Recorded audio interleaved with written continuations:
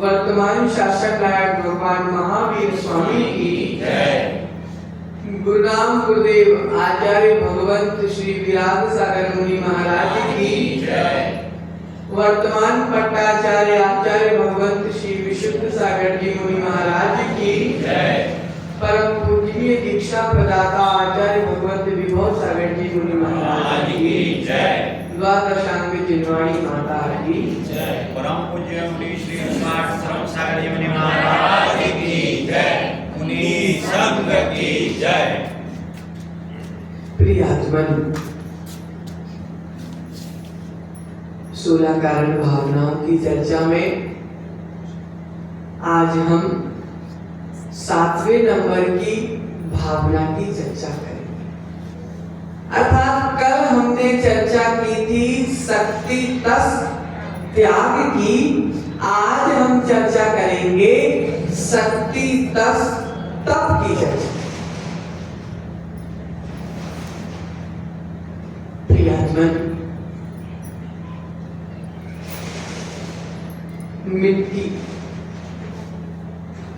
मिट्टी जिस मिट्टी को हम पैर से रौंदा करते हैं,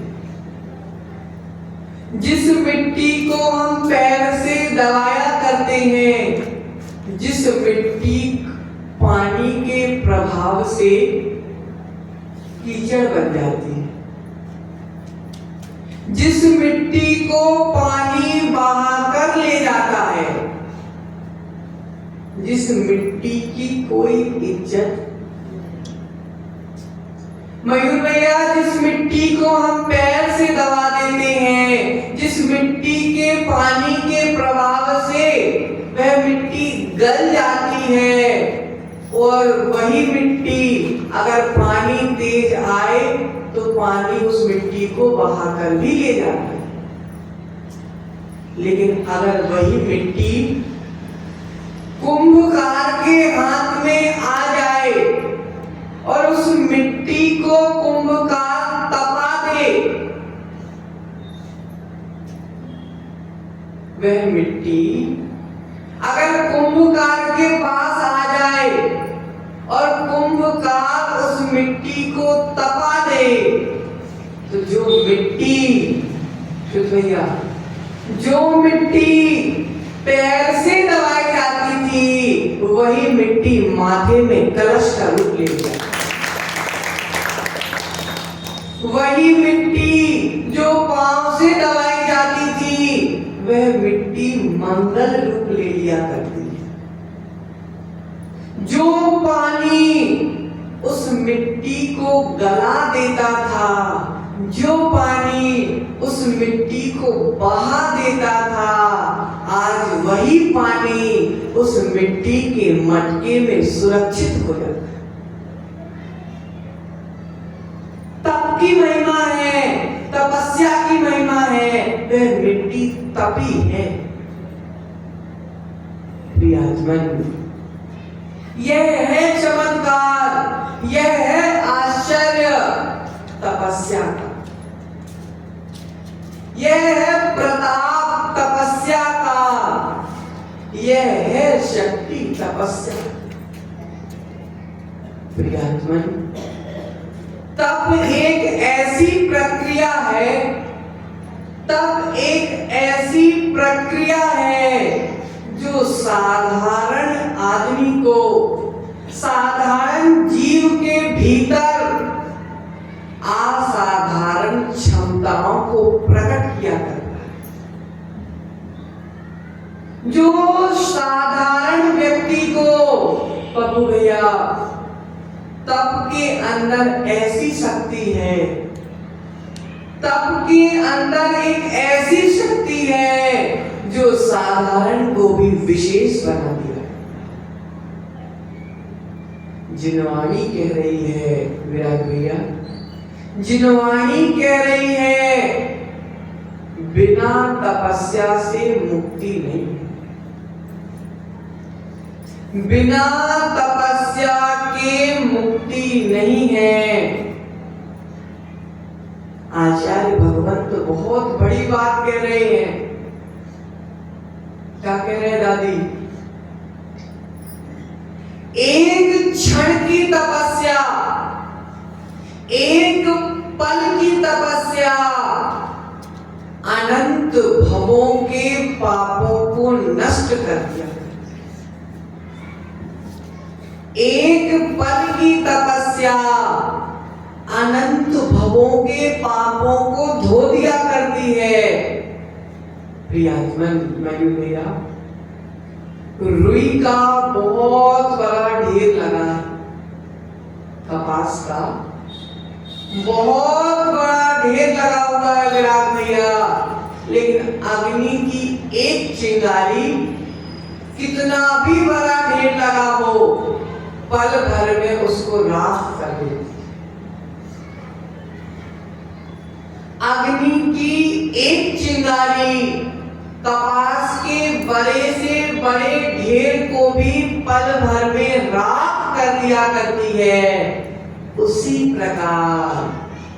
प्रकार अनंत जन्मों के संचित पापों को, अनंत भवों के संचित पापों को तपस्या की एक चिंगारी नष्ट कर दी।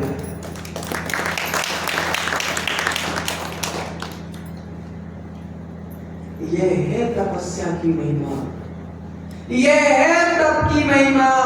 यही तो चर्चा आज हमको करना है। शक्ति तस्तप यथाशक्ति, शक्ति के अनुसार तप करना। प्रियात्मन, तपस्या की चर्चा आती है तो चिंटू भैया क्या बोलते, महाराज हमारे बस की, महाराज हमारे अंदर शक्ति नहीं है, संयम हमारे बस की नहीं है, दीक्षा लेना बहुत कठिन है, हमारी शक्ति नहीं है। लेकिन जिनवाणी कह रही है, जिनवाणी कह रही है शक्ति तो है। क्या कह रही? शक्ति तो है लेकिन अभिव्यक्ति नहीं। शक्ति तो है लेकिन अभिव्यक्ति नहीं है, उस शक्ति की पहचान नहीं है। अगर हमारे भीतर शक्ति नहीं होती तो क्या हम चल पाते?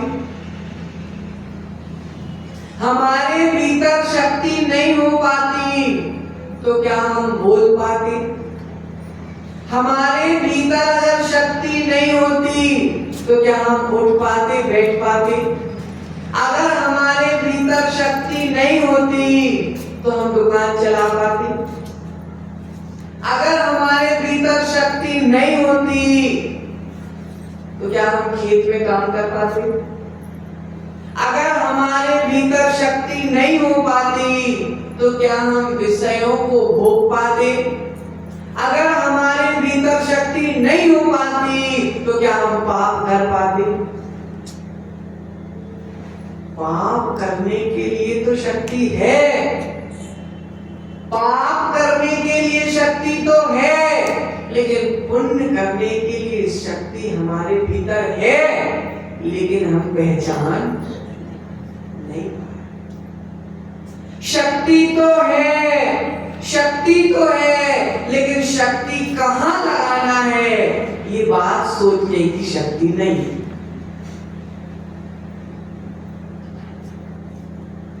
जिनवाणी कह रही है शक्ति तप में लगाओ, शक्ति तप में लगाओ। आचार्यों ने स्पष्ट कह दिया, अगर तुम अपनी शक्ति भाभी, अगर तुम अपनी शक्ति तप में लगाओगे, अगर तुम अपनी शक्ति तप में लगाओगे तो तप के प्रभाव से तुम्हारी शक्ति डबल हो जाएगी।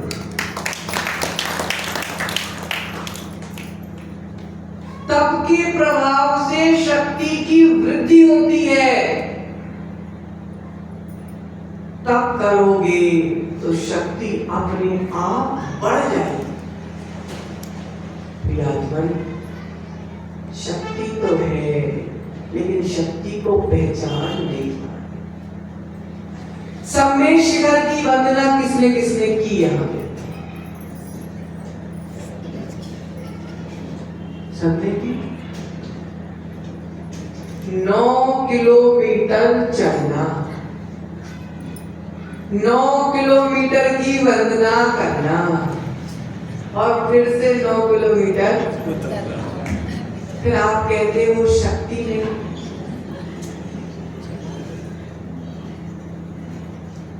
शिखर जी की वंदना करके आ गए, 27 किलोमीटर की पहाड़ की वंदना करके तुम आ गए, और अगर अभी कह दिया जाए यहाँ 2 किलोमीटर में कोई मुनिराज आ रहे हैं तो लेने चले जाओ, तो क्या बोलोगे? महाराज घुटने दर्द, महाराज कमर दर्द होती है, महाराज शक्ति नहीं है।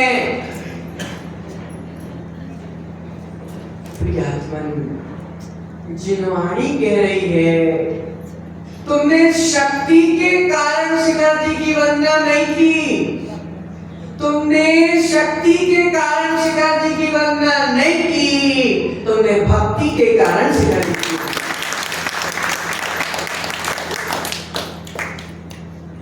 भक्ति के माध्यम से शक्ति अपने आप आ गई।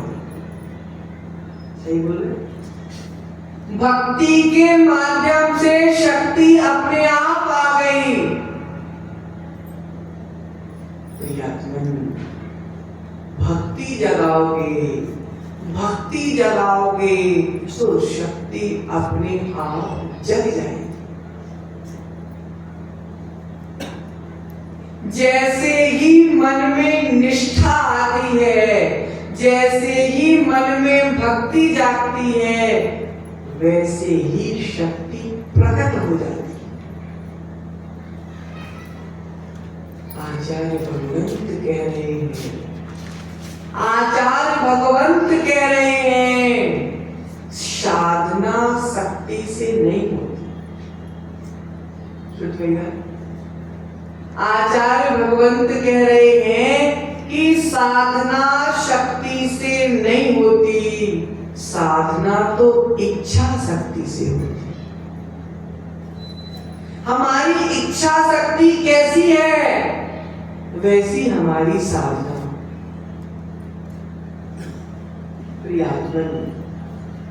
वर्तमान में दादी जो साधु साधना कर रहे हैं, जो साधक साधना कर रहे हैं, उनका शरीर हड्डी और मांस से नहीं बना क्या? भैया, साधुओं का शरीर हड्डी और मांस से नहीं बनता क्या? दूसरे मटेरियल से बनता है क्या?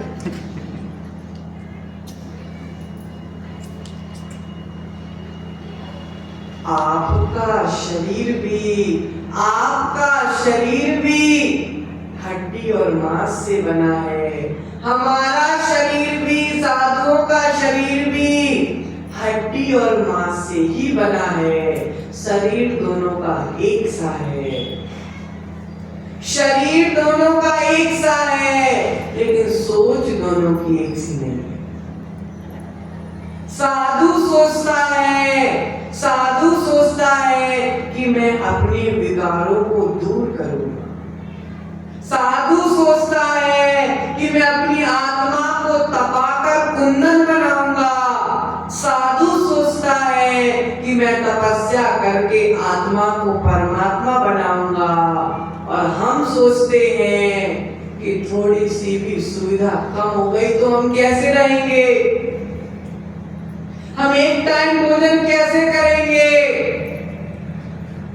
तुम्हारी सोच छोटी है, तुम्हारी सोच छोटी है। दिगंबर संत की सोच बहुत बड़ी है।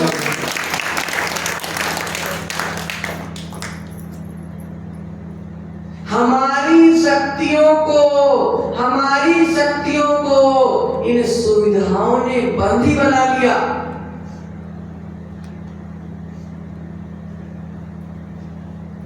सम्यक से बोला कि भैया एक दिन हमारे पास सो जाना, आया नहीं क्या? सम्यक से बोला महाराज जी एक दिन हमने बोला कि हमारे पास सो जाना, तो कह रहा था महाराज जी सो तो जाएंगे लेकिन आपके रूम में पंखा नहीं। हम सो तो जाएंगे लेकिन आपके रूम में पंखा नहीं है।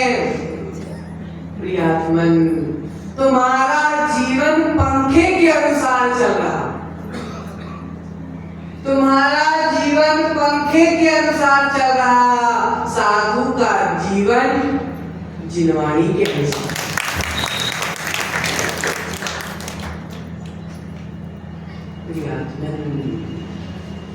शक्ति को सुविधाओं ने घेर लिया। तुम अपनी शक्ति, जितना तुम सुविधाओं के पास जाओगे उतने फंसते जाओगे। जितना तुम सुविधाओं के पास जाओगे तुम फंसते जाओगे। मुनिराज को देखो श्रुत भैया, मुनिराज को देखो, वह सुविधा के पास नहीं जाती। मुनिराज को देखो, वे सुविधा के पास नहीं जाते, सुविधा उनके आसपास भटकती है। महिमा किसकी? तप की, चारित्र की महिमा, तपस्या की महिमा। प्रियात्मा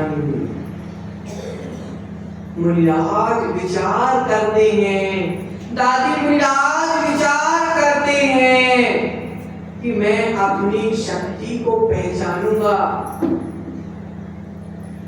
मैं अपनी शक्ति को पहचानूंगा और मैं कंकर से शंकर बनूंगा।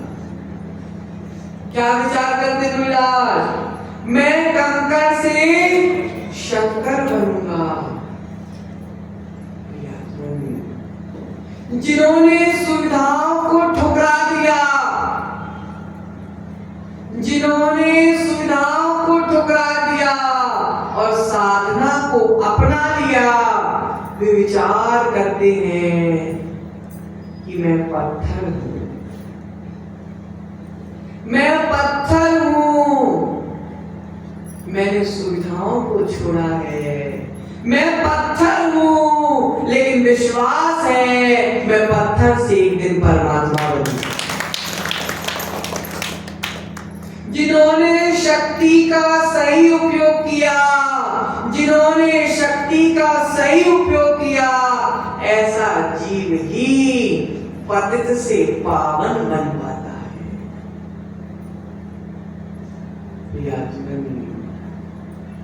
दुनिया जिसे अपनाती है, दुनिया जिसे अपनाती है, साधु उसे ठुकराता है। दुनिया जिसे अपनाती है, साधु उसे ठुकराता है, और दुनिया जिसे ठुकराती है, साधु उसे अपनाता है। ये राग द्वेष मोह कषाय पापों को दुनिया अपनाती है, और साधु राग द्वेष मोह कषाय पापों को ठुकराता है, और दुनिया साधना को ठुकराती है और साधु साधना को अपनाता है।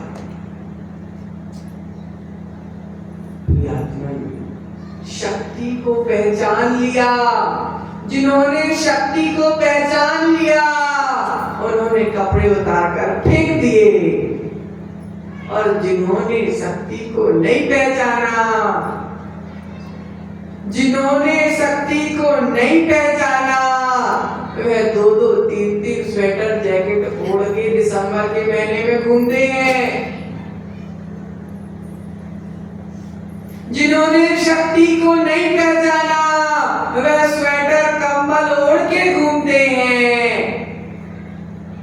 दादी, जिन्होंने शक्ति को नहीं पहचाना, वह अंबर ओढ़ के फिरते हैं। जिन्होंने शक्ति को पहचान लिया, वह दिगंबर हो गए।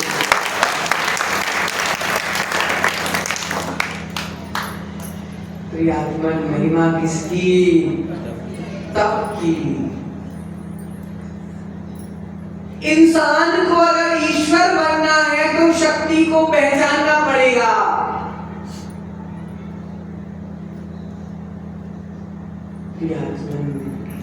शक्ति को नहीं पहचाना,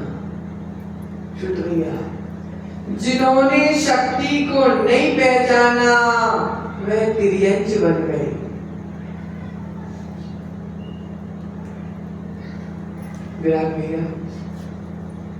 जिन्होंने शक्ति को नहीं पहचाना वह तिर्यंच बन गए, जिन्होंने शक्ति को पहचान लिया वह तीर्थंकर बन गए।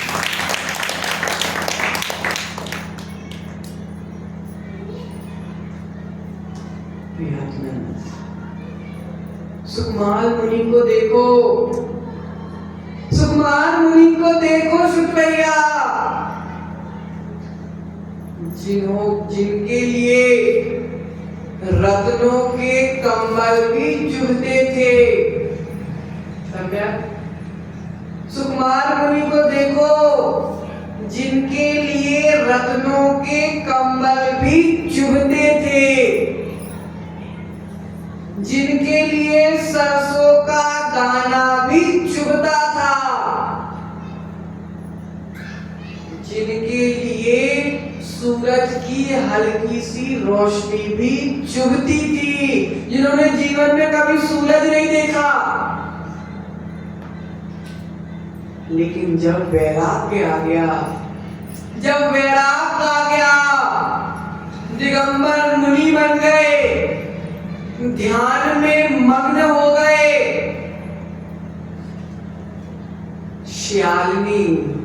श्यालिनी अपने 2 बच्चों के साथ, श्यालिनी अपने 2 बच्चों के साथ 2 दिन तक चूस चूस कर उनके शरीर को खाती रही। जिनके लिए सरसों का दाना चुभता था शुक्र भैया, क्या उनको श्यालिनी के दांत नहीं चुभ रहे थे? जिनके लिए सरसों का दाना चुभता था, उनके लिए श्यालिनी के दांत नहीं चुभ रहे थे क्या? पैर से लेकर कमर तक पूरा खा गई श्यालिनी। ओहो,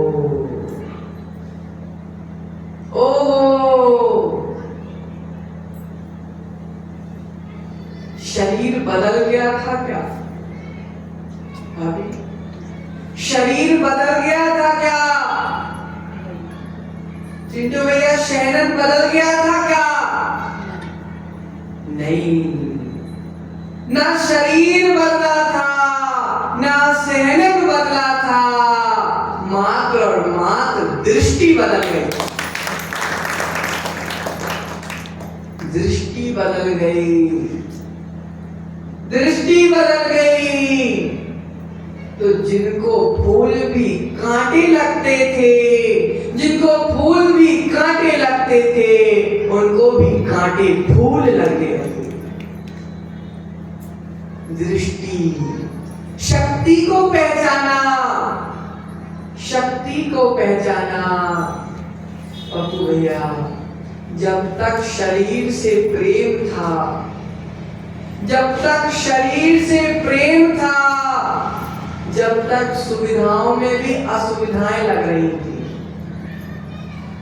जब तक शरीर से प्रेम था, जब तक सुविधाओं में भी असुविधाएं लग रही थी। लेकिन जब आत्मा से प्रेम हो गया, जब आत्मा से प्रेम हो गया, तो कांटे भी फूल लगने लगे।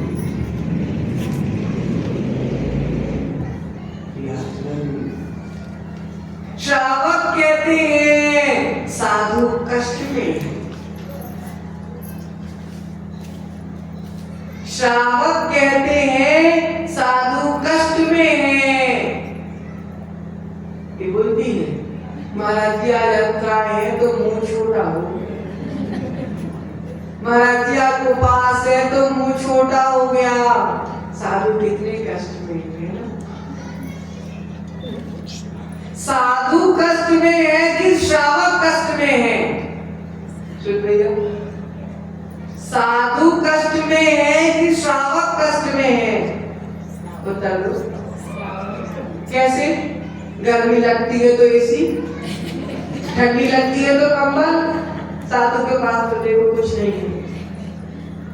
एक टाइम खाना, उसमें भी अंतराय का पालन करना, उसमें भी उपवास करना, उसमें भी पैदल विहार करना, कोई सुविधा नहीं साथ में।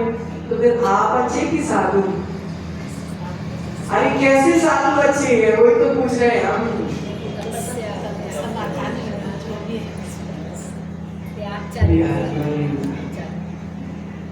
ये सब तो सामान्य के लिए कष्ट है, ये सब तो सामान्य के लिए कष्ट है। जिनवाणी कह रही है, जिनवाणी कह रही है, जिसका मन शरीर में लगा हुआ है उसके लिए तो सब कष्ट है। जिनका मन शरीर में लगा हुआ है उनके लिए तो सब कष्ट है, लेकिन जिनका मन आत्मा में लगा हुआ है उनके लिए कष्ट भी मस्त है। भैया, उनके लिए कष्ट भी मस्त है शरीर में लगा हुआ है मन, उसके लिए भी मस्त भी कष्ट है।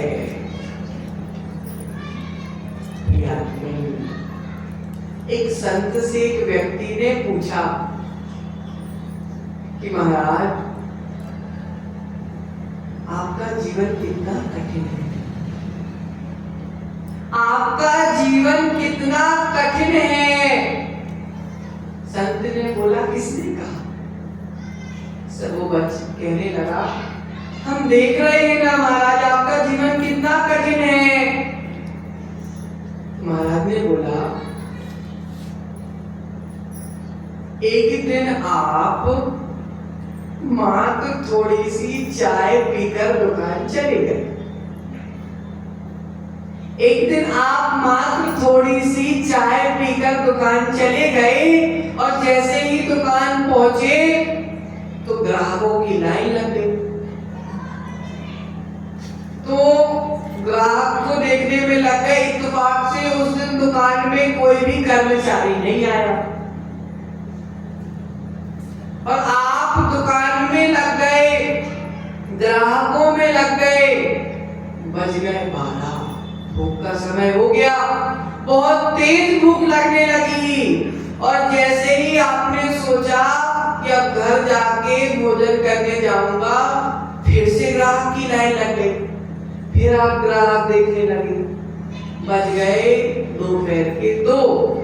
आपने सोचा कि मैं 10 मिनट रुकता हूँ, 10 मिनट में अगर कोई ग्राहक आ जाएगा तो ठीक है, नहीं तो फिर शटर गिरा के मैं भोजन करने चला जाऊंगा।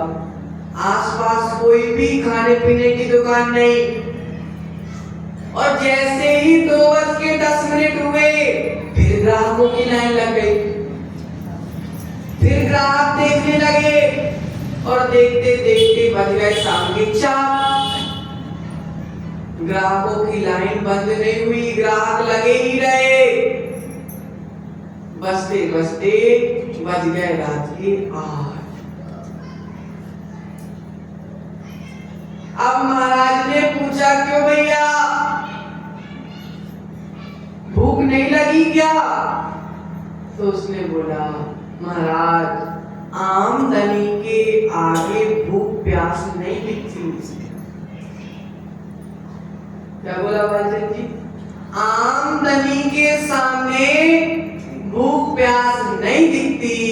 महाराज ने भी बोला, पुण्य की आमदनी के सामने भूख प्यास नहीं दिखती। जो भूख सहन नहीं हो रही थी 5 मिनट भी, जो भूख 5 मिनट भी सहन नहीं हो रही थी, वह भूख 24 घंटा सहन हो गई। शक्ति कैसे नहीं है? शक्ति कैसे नहीं है? महाराज, हमारे अंदर शक्ति नहीं है। कैसे शक्ति नहीं है? जिसके प्रति राग है ना, उसके लिए सारी शक्ति आ जाती है। पैसों से राग है तो पैसा जहां से आएगा वहां जाके खींच के लाओगे। आत्मा से राग नहीं है तो आत्मा के पास नहीं जाते हो। जिसको आत्मा से राग हो गया, जिसको आत्मा से राग हो गया, उसको वैराग हो गया और जिसको वैराग हो गया, सारा जीवन सफल। भूख प्यास सहन करने की शक्ति तो है, लेकिन उस ओर दृष्टि नहीं है। भूख प्यास सहन करने की शक्ति तो है, लेकिन उस ओर दृष्टि नहीं है। जो भूख 10 मिनट सहन नहीं हो रही थी, वो भूख पूरे दिन सहन हो गई।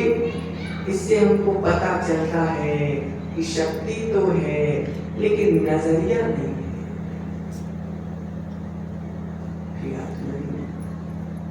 आज विद्यासागर जी की 2 पंक्तियां बहुत प्यारी हैं। तन मिला तुम तप करो, तन मिला तुम तप करो, करो कर्म का नाश,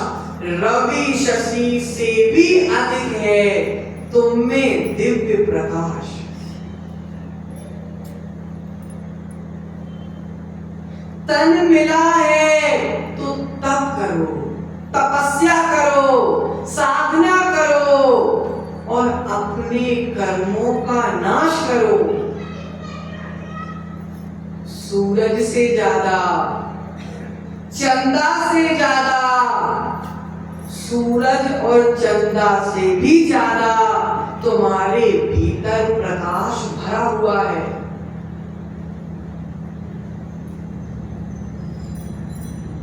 शक्ति को छुपाना नहीं है, शक्ति को छुपाना नहीं है और शक्ति का उल्लंघन भी नहीं करना। नहीं तो शक्ति नहीं है और उपवास कर लिए तो जाके अस्पताल में मर जाओ। शक्ति का अलग उल्लंघन कर दिया तो अस्पताल में जाके मर जाओगे और अगर शक्ति को छुपा दिया तो नरक के दुखों को भोगना पड़ेगा। दोनों में समस्या। आचार्य भगवंत कह रहे हैं उपवास करने की शक्ति हो, विराट भैया, उपवास करने की शक्ति हो तो उपवास करो। उपवास करने की शक्ति ना हो तो मात्र जल लेके उपवास करो। अब जल लेके भी उपवास करने की शक्ति नहीं है तो केवल लिक्विड लेके उपवास करो। अगर लिक्विड लेके भी उपवास करने की शक्ति नहीं है तो एक आसन करो। एक आसन करने की भी शक्ति नहीं है तो 2 टाइम व्यवस्थित भोजन करो और 2 टाइम भोजन करने की भी शक्ति नहीं है तो भगवान के चरणों में जाके बैठ जाओ, उनकी भक्ति करो, उनके भजन करो। कुछ तो करो, कुछ तो करो। बिल्कुल जीरो होके आए थे और जीरो होके चले जाओगे। बनने आए थे हीरो और बन गए जीरो। भैया भगवान बनने के लिए जन्म हुआ था और नारकी बन गए। भगवान बनने के लिए जन्म हुआ था और त्रियंच बन गए। जीवन की क्या सफलता रही तुम्हारी? केवल आए और गए, ये तो सब करते। हमने नया क्या किया? इसलिए जीवन खत्म होने से पहले जीवन को तपाओ। बहानेबाजी से काम चलने वाला नहीं है विराट भैया। बहानेबाजी से काम चलने वाला नहीं है। बहानेबाज जीव जीवन में कभी सफलता को प्राप्त नहीं करता। एक कहानी के माध्यम से हम बहानेबाजी की बात बताते हैं। एक टीचर ने, एक ड्राइंग के टीचर ने बच्चों के लिए होमवर्क दिया कि तुमको चूहे का, बिल्ली का और कुत्ते का चित्र बनाना है। क्या होमवर्क दिया चित्र भैया? तुमको चूहे का, बिल्ली का और कुत्ते का चित्र बनाना है। अब सब बच्चे बना के लाए, चूहे, बिल्ली, कुत्ता सब बना के लाए। अब एक बच्चा बना के नहीं लाया और वो उत्पाद से लेट भी आया क्लास में। तो टीचर ने पूछा कि तुमने कौन सा चित्र बनाया, दिखाओ अपनी शीट। तो उसने बोला टीचर हमने चूहे का बनाया था, वह बिल्कुल असली चूहा बना था, उसको हमने बनाकर रख दिया। फिर हमने बिल्ली का बनाना चालू किया तो बिल्कुल असली बिल्ली बनाई थी और उस बिल्ली ने मेरे चूहे को खा लिया। टीचर ने बोला ठीक है, बिल्ली ने चूहे को खा लिया तो बिल्ली का तो दिखाओ। तो उसने बोला मैंने कुत्ते का बनाया, वो भी इतना असली बना कि उस कुत्ते ने मेरी बिल्ली को खा लिया। और उसने बोला ठीक है, चूहा को खा लिया, बिल्ली को खा लिया, कुत्ते का तो दिखाओ। हम लेके आ रहे थे स्कूल, किसी ने पत्थर मार दिया तो वो भी भाग गए। अब बताओ बहानाबाजी कब तक चलेगी? बहानेबाजी कब तक चलेगी? अगर भगवान ने भी बहाने बनाए होते तो भगवान नहीं बन पाते। कहीं भूख का बहाना, कहीं ठंड का बहाना, कहीं गर्मी का बहाना। कब तक बहाना बनाते रहोगे? जिनवाणी कह रही है भैया जिंदगी में बहाना नहीं बनाना। जिनवाणी कह रही है जिंदगी में बहाना मत बनाना, जिंदगी सुधारने के बहाने ढूंढना। कैसे बहाने ढूंढना? जिंदगी बर्बाद करने के बहाने नहीं, जिंदगी सुधारने के बहाने ढूंढना। तुम भी इंसान हो और साधु भी इंसान है। थोड़ी सी तपस्या करके तो देखो। तुम अगर एसी कूलर पंखे के बाद भी गर्मी लग रही है तो क्या साधु गर्मी के मौसम में गर्म रोड पर चल रहा है तो क्या वो इंसान नहीं है क्या? ऊपर से सूरज तप रहा, नीचे से डामर की रोड तप रही, साधु चलता जा रहा। बाहर ओले गिर रहे, बर्फ गिर रही, ठंडी पड़ रही, रजाई ओढ़ने के बाद भी तुम्हारी ठंडी नहीं मिट रही, लेकिन साधु निर्वस्त्र होकर कोहरे में रोड पर विहार कर रहा। साधु इंसान नहीं है क्या? तुमको 10 टाइम खाने के बाद भी भूख लग रही और उसमें भी थोड़ी गड़बड़ हो गई तो गुस्सा आया। अगर उसमें थोड़ी गड़बड़ हो गई तो भी गुस्सा आ रहा। साधु को तो बिना नमक का मिल रहा तो भी खा रहा, ज्यादा नमक का मिल रहा तो भी खा रहा, बिना मिर्ची का मिल रहा तो भी खा रहा, तेज मिर्ची का मिल रहा तो भी खा रहा, कुछ नहीं मिल रहा तो उपवास कर रहा। तो हमने और साधु में क्या अंतर? हम भी इंसान, वो भी इंसान।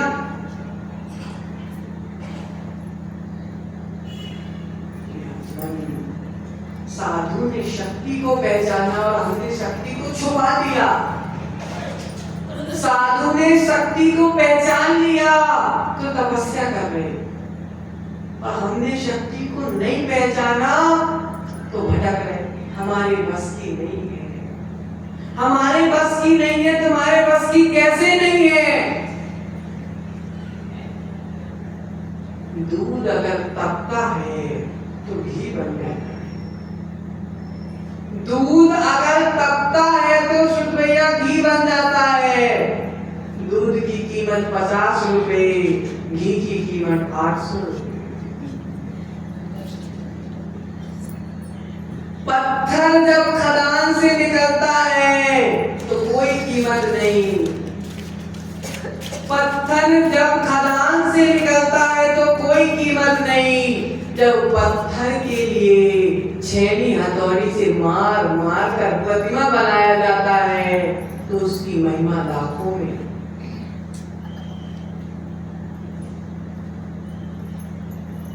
मिट्टी की कोई महिमा नहीं। जब मिट्टी कलश बन जाती है तो सब सिर में रख के घूमते हैं। महिमा तप की है। बिना तपे मुक्ति होने वाली नहीं है। बिना तपे हमारी आत्मा परमात्मा बनने वाली नहीं है। बिना तपस्या से कुछ नहीं है। कुछ ना कुछ तो तप करना पड़ेगा। शक्ति तप भावना यही कह रही है कि शक्ति के अनुसार तप करो। केवल और केवल सुख सुविधाओं में जीवन जीना, सुख सुविधाओं में जीवन जीना। जियो, अच्छी बात है, पूर्व के पुण्य से तुमको सुविधाएं मिली, अच्छी बात है, लेकिन सुविधाओं के साथ कुछ तप भी तो करो। केवल सुविधाओं को भोगने के लिए जीवन नहीं मिला, केवल कीचड़ में फंसे रहने के लिए जीवन नहीं मिला, कीचड़ से ऊपर उठ के कमल के समान खिलने के लिए जीवन मिला।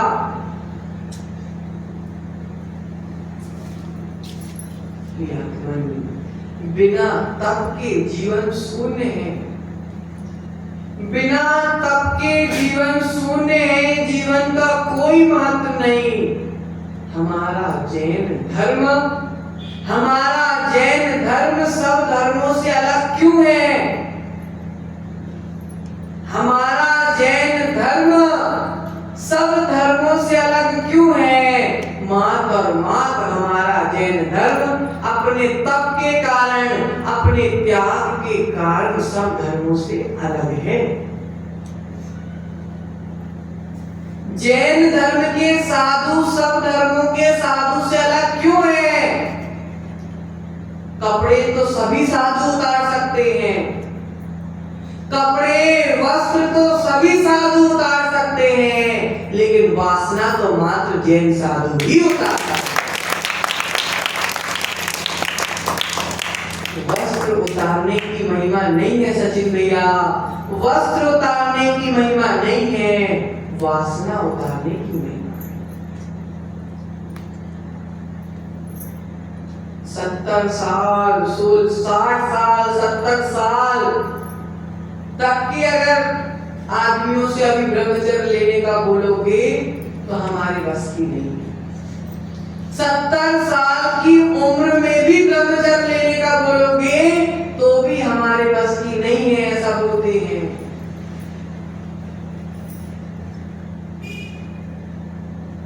और हमारे दिगंबर धर्म में वर्तमान की श्रवण संस्कृति देखो, वर्तमान की श्रवण संस्कृति देखो।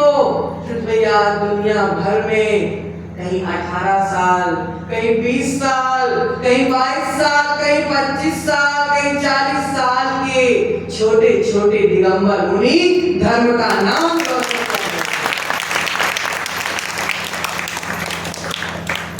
तब की महिमा 70 साल की उम्र में भी शक्ति को नहीं पहचान पाए। हम तो अपने आप को सौभाग्यशाली मानते हैं कि कीचड़ में पांव रखकर धोना, कीचड़ में पांव रखकर धोना अच्छी बात है, धो लिया, लेकिन हम अपने आप को सौभाग्यशाली मानते हैं कि हमने कीचड़ में पांव ही नहीं रखा। दुनिया देखने से पहले ही गुरु को देख लिया। दादी, दुनिया देखने से पहले ही गुरु को देख लिया और गुरु को ही दुनिया बना लिया, इसलिए आज दुनिया आगे पीछे देखती।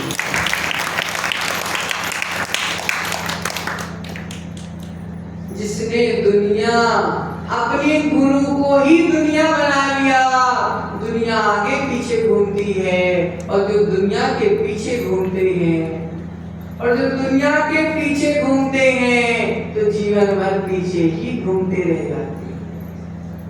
इसलिए शक्ति के अनुसार त्याग को अपनाइए, शक्ति के अनुसार तप को अपनाइए और अपने जीवन को सफल बनाइए।